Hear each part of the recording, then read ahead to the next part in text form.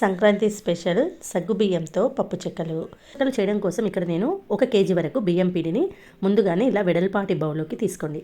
తర్వాత దీంట్లోకి 2 టేబుల్ స్పూన్ల కారం పొడిని వేసుకోండి. ఇందులోకి రుచికి సరిపడా ఉప్పు వేసుకోవాలి. ఉప్పు నేను కొంచెమే వేస్తున్నాను, తర్వాత ఎప్పుడు వేయాలో చెప్తాను. తర్వాత 1 టీ స్పూన్ వామును నలిపివేయండి. తర్వాత 4-5 టేబుల్ స్పూన్ల నువ్వులను వేసుకోండి.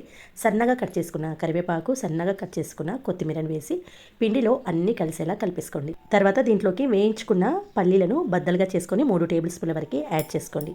తర్వాత ఒక చిన్న మిక్సీ జార్లో 1 టేబుల్ స్పూన్ ధనియాలు, 1 టీ స్పూన్ జీలకర్ర, ఒక 10 వరకు వెల్లుల్లి రెబ్బలు, ఒక 10 వరకు పచ్చిమిర్చి, తర్వాత 2 టేబుల్ స్పూన్ల వరకు సాల్ట్. మనం పిండిలో 1 టేబుల్ స్పూన్ వేసాము, ఇందులో 2 టేబుల్ స్పూన్లు.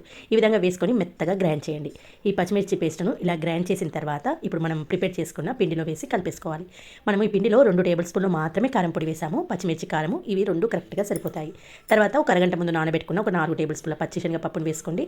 తర్వాత వేడి నూనెను ఒక 4-5 టేబుల్ స్పూన్లు అయినా ఇందులో యాడ్ చేస్తే ఎక్స్ట్రా క్రిస్పీగా రావడమే కాదండి, అస్సలు ఆయిల్ పట్టకుండా కూడా వస్తాయి. ఇలా వేడివేడి నూనెను వేసిన తర్వాత చక్కగా పిండికి పట్టించండి.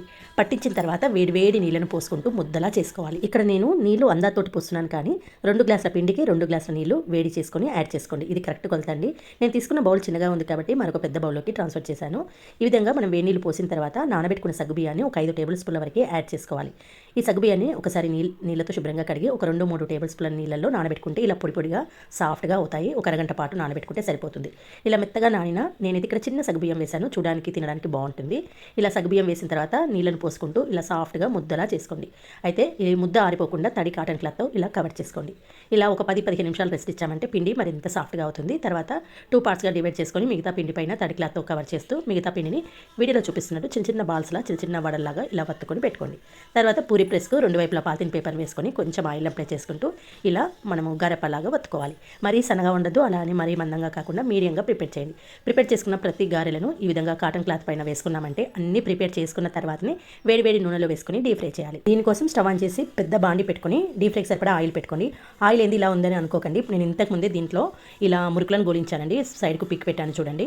మురుకులు గోలించిన వెంటనే నేను ఈ అప్పాల ప్రాసెస్ను కంటిన్యూ చేస్తున్నాను.